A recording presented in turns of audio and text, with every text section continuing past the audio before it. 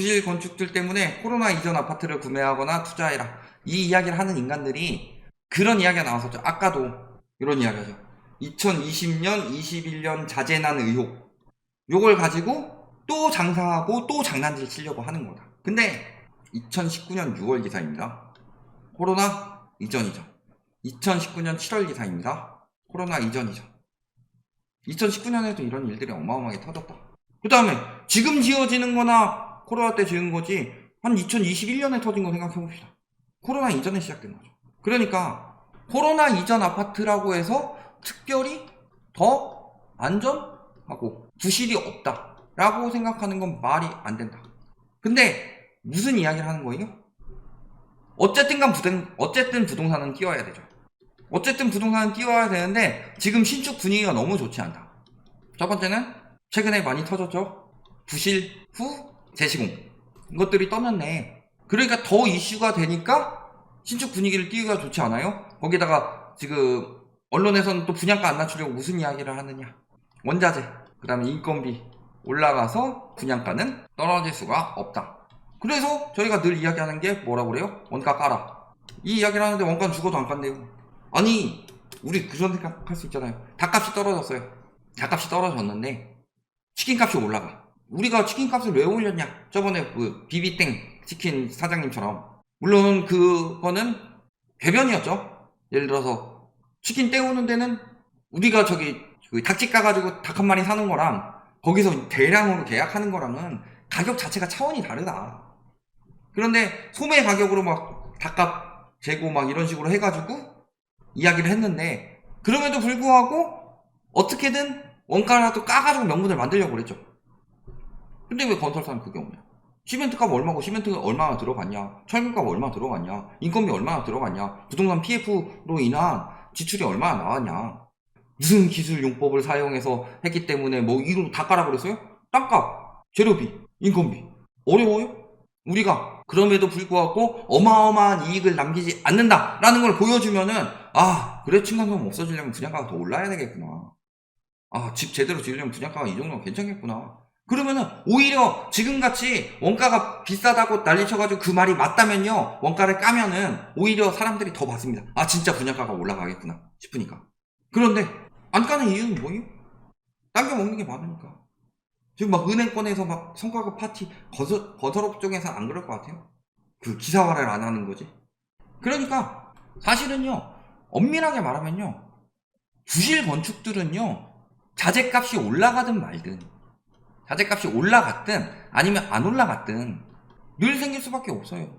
저게 생계형 범죄인 것처럼 이야기를 하고 있어요. 아 자재값이 올라갔고 자재를 수급하기 힘들어서 그랬다.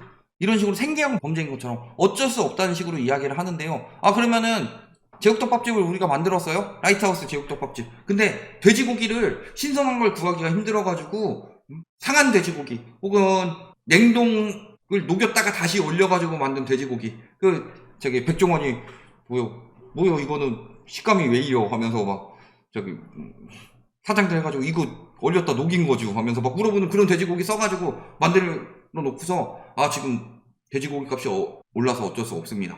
돼지고기를 구하기 힘들어서 어쩔 수가 없습니다. 이딴 식으로 얘기해봐요. 그 가게 당장 망하지. 근데 왜 건설사는 그걸 두고 보느냐. 근데 돼지고기 같은 경우는 먹으면 바로 티가 나지만 건물 같은 경우는 까볼 수가 없죠. 무너지지 않는 이상 티가 안 나요. 최근에 거기 광주 무너지고 검단 무너져가지고 티가 난 거지 티가 안 나요. 티가. 그러니까 모르고 들어갔다가 층간소음 때문에 힘들어 죽겠고 개고생하는 거지. 그러면 위층도 힘들고 아래층도 힘들잖아요. 근데 그 전에 있던 건 안 그랬어요? 그 전에 있던 것도 다 마찬가지였어요. 예를 들어 저희가 자주 이야기하는 한남 도일까지 쳤는데 벌써부터 여기 세 번째 층간소음이 뜨고 있습니다. 아파트 가격 그 다음에 층간소음. 대한민국 1% 성취 한남도일. 두 가족 파탄된 괴물이었다. 그래서 아랫집 40대 남성이 층간소음 때문에 빡쳐가지고 고무망치로 올라가서 윗집 현관문을 찍어버렸다. 윗층 남자 그러다가 쌍둥이 유산되고 이민 준비하고 있고 아랫집 남자는 재판 중이다. 그럼 한남도일이 어떤 아파트냐? 600세대 보셨죠? 언제 입주했어요? 2011년에 입주했다. 코로나로 인한 자재 부실로 인해서 2011년에 문제가 됐겠느냐. 그런데 가격 보세요. 45억 하던 게 89억까지 올라갔습니다. 이런 아파트들도 그래요. 이게 그나마 저기 가장 많은 평형대고 비싼 건 110억도 있습니다. 저런 데가 층간소음으로 지금 고생하고 있어요. 얼마나 대충 지었으면. 부자들한테도 남겨 처먹는데 얼마나 남겨 처먹겠어. 땅값이 있더라도. 다들 또 망해가지고 헐값에 땅 팔고 나갔을 텐데. 그러니까 부실은요, 코로나 이전이든 이후든 가리지 않는다. 코로나 이전 이후가 아니라 어떤 정부에서 어떤 규제를 했느냐, 분양시장에 대해서. 그래서 항목을 어떤 것들을 받고 어쩌고 저쩌고 이야기를 했고, 그러니까 사실은 MB 때부터 다 폐지됐죠? 이거 저기 분양가 말고 분양시장에 대해서 좀 더 이런 규제를 확실하게 했던 정부는 노노 정부죠. 노태우 정부도 그랬고 노무현 정부도 그랬는데, 어떻게 좀 엄격하게 들어갔는데 문재인 정부에서 사실은 많이 못했어요. 그러니까 그 뒤에 지은 아파트는 거의 다 비슷하다고 보시면 돼요. 다 거기서 거기다. 다만 코로나 이후 아파트들이 왜 위험하냐고 하면요, 자재가 구하기 힘들어서 이런 건 다 개소리고, 뭐 때문이냐면은 그때는 그래도 되니까. 쉽게 이야기를 해볼게요. 아파트를 하나 지어요. 근데 막 투기 수요들이 들어오지 않는 시기에 생각을 해보시면은 가가지고 보겠죠.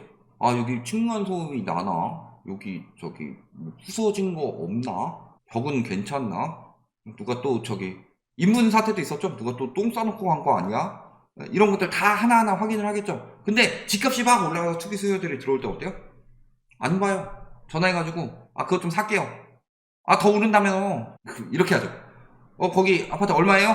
10억입니다. 그러면은 저기 집주인 계좌번호 좀 알려줘요. 아, 그 1억 넣었어요, 계약금? 1억 해버리죠. 왜? 집값이 올라가니까. 보지도 않고 사는 거예요. 어차피 내가 살 집 아니고 세입자가 살 집이고, 세입자도 전세가 계속 올라간다고 하면은 어쩔 수 없이 사는 거고. 응? 그러니까 보지도 않고 사는 인간들이 많아져요? 그러면은 생각을 해봅시다. 예를 들어서 저희 운동으로 비유를 해볼게요. 저 운동하는데 거기 관장님이 이런 말씀을 많이 하세요. 굳이 나한테 안 배워도 된다. 내가 지금 가르쳐 준 것들을 본인이 집에 가서 하면 된다. 근데 앞에서 관장님이 아이고 한 세트 더 하세요, 지금 뛰세요, 뭐 팔굽혀펴기 몇 번 더 하세요, 버피 몇 번 더 하세요, 이렇게 얘기를 해야 하는 거지. 거기서 안 보고 있으면 누가 해요? 그게 안 되니까 사람들이 다이어트가 힘든 거죠. 운동하고 막 근육 만들기가 힘들고. 왜 그렇겠어요? 안 보니까, 감시를 안 하니까. 그런데 감시를 안 하는데, 감시를 안 해가지고 내가 요걸 좀 덜 하면은 그래도 그건 내가 막 몸이 좋아지고 이런 거지만, 감시를 안 해가지고 오히려 안 했을 때 이득이 어마어마해져요. 그럼 하겠어요, 안 하겠어요?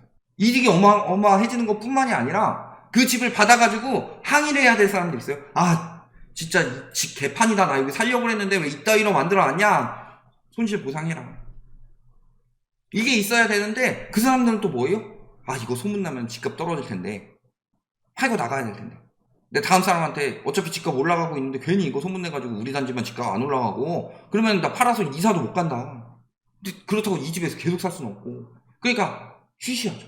부녀회 모여가지고, 특히 그 담합하는 부녀회들 모여가지고 맨날 무슨 이야기예요? 그딴 거 이야기하지 마라. 그 다음에 저기 싼 매물 나오면 허위 매물 신고해라. 저기 부동산이랑 거래하지 마라. 저기 가두리 부동산으로 만들어 버려라. 그러니까 오히려 소비자들이 화를 내야 되는데 소비자들이 감추고 있어요. 이게 코로나 이후 때 유독 심했죠. 그때 막 지금 아니면 평생 못 산다, 보지도 않고 막 영끌하는 사람들, 보지도 않고 갭투기 하는 사람들, 풍선 효과 난다고 그래서 서울에서 버스 타고 내려와가지고 집 확인도 안 하고 어마어마하게 계약하고 갔습니다. 광양 이런데 갭이 싸다고 해가지고 전화로 어마어마하게 계약하고 왔습니다. 그리고 집의 역할을 안 해도 얘는 비트코인처럼 자산 거품이 계속 붙으니까 사람들이 집이라고 생각을 하지 않고 이것은 투자의 목적이다. 그러면서도 맨날 실거주 어쩌고 저쩌고 하죠. 실수요 어쩌고 저쩌고 하고.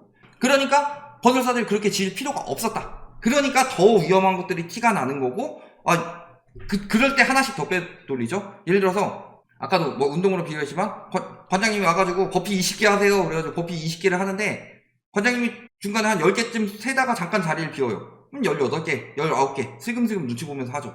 근데 관장님이 시켜놓고서 계속 자리 비우는 게 이제 눈치가 깠어. 그러면 하나씩 줄여보는 거죠. 19개 하면 어떨까? 16개 하면 어떨까? 17개 하면 어떨까? 16개, 15개 이런 식으로 계속 줄여가다가 10개 했는데 갑자기 확 무너져 버린 거야. 내 건강이 걸린 거예요. 이제 10개밖에 안 했다는 게. 그게 터진 거고, 이번에.